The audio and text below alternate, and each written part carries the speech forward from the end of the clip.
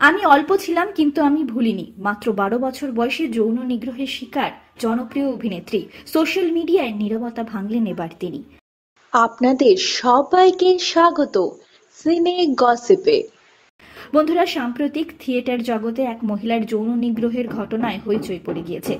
বাংলা নাট্য জগতের সঙ্গে যুক্ত অনেকেই এই বিষয়ে মুখ খুলেছেন, বিশেষ করে অভিনেত্রী বেনি বাসু।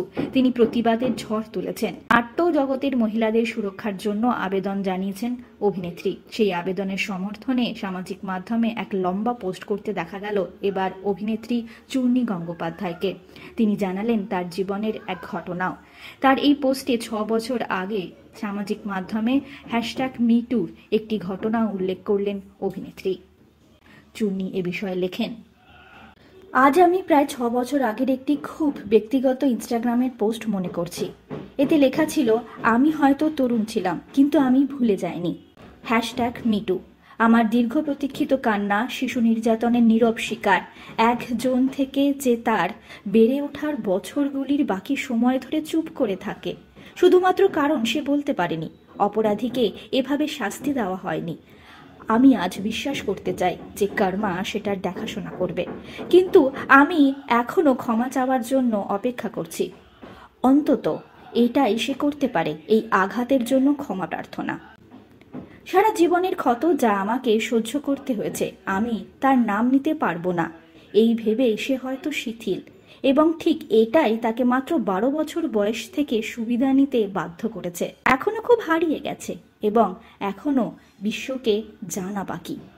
আমার মনে আছে আমি বিভ্রান্ত ছিলাম এবং পুরোপুরি অবিশ্বাসের মধ্যে ছিলাম।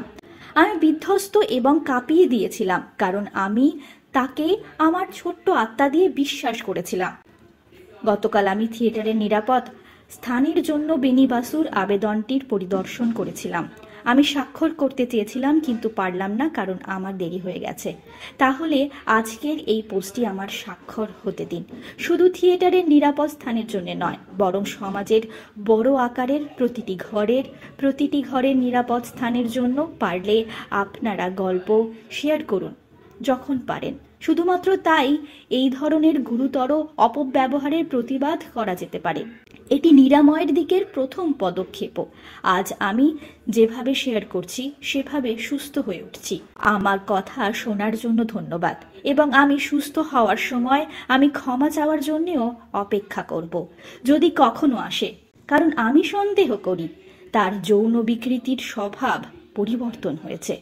তার অঙ্গভঙ্গিমা এবং তার মনোভাব এখনো আমাকে ক্ষুব্ধ করে তোলে। আশা করি এই পোস্টটি কোনোভাবে তার কাছে পৌঁছবে। তখন সে জানবে আমি অল্প ছিলাম কিন্তু আমি ভুলিনি। আমরা হলাম সিনে গসিপ। জুড়ে থাকুন আমাদের সঙ্গে, সাবস্ক্রাইব করুন আমাদের এই ইউটিউব চ্যানেলটি।